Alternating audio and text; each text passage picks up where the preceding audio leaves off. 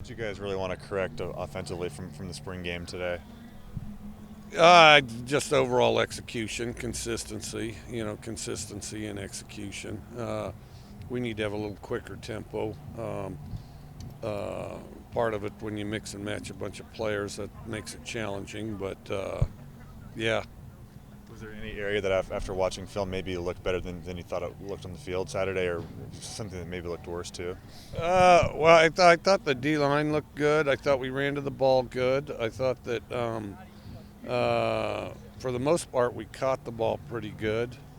Uh, and then I thought it was competitive. If you split it up in half, you're trading competitiveness for a certain amount of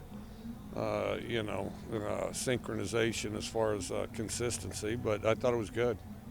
When you get to the fall, will you want to divide up the QB reps between two guys, or are you fine doing it with three guys until two guys maybe separate themselves from the third, or have you decided yet? At some point, we'll rep two. So, really, spring was just to get everybody in a position to compete at as high a level as they could in the off season, and then in camp we'll have to split them up. Did Trey look the most steady today as far as moving the offense? Yeah, I thought so. I thought all three did some good things. Trey had a really good drive, though. What do you think Gage has to do between now and camp to kind of get himself into a position where he can compete and maybe get farther along to where he's kind of where Trey and Anthony are as far as learning the play? As many reps as possible. He needs to get as many reps as possible and watch as much film as he can. Make up for lost time. The one thing he does have is experience. He's taken more live snaps than the others have. Are you planning on attending the draft Thursday to go with Andre, or? No, I thought about it. I had a previous obligation though that I have to go to, so I can't. How exciting is it to know that you guys haven't had a lot of first round guys, but kind of throughout the last few years you guys are putting more guys in the draft, and now you have someone who's projected to go top 15, top 20. Well, we're excited for him, and he's a good quality player and has worked hard for it. Went from being a pretty non-recruited guy by most teams to where he's at now. So yeah, I think it's been an impressive path.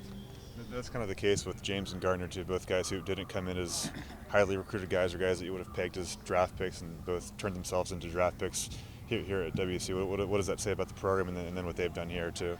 Well, I think it's good. There's some subjectivity to the draft, but I think both have done a lot of good things here, and we're just interested to see what happens. Logan Tago's got a shot too. You don't watch the draft on TV, right? No, heck no. No, that's like watching paint dry. I don't. No, I look on the net at the end of the day. You guys were handing out T-shirts there at the end of practice, or what was that top for? 10 special teams players. Yeah. Who made the cut there?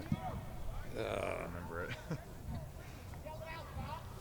Well, the top 10 special team performers were Renard Bell, Roderick Fisher, Aesop Winston, Brandon Arcanato, Daniel Isom, Halid Debril, Dylan Sherman, Justice Rogers, Tristan Brock, and Brian Green.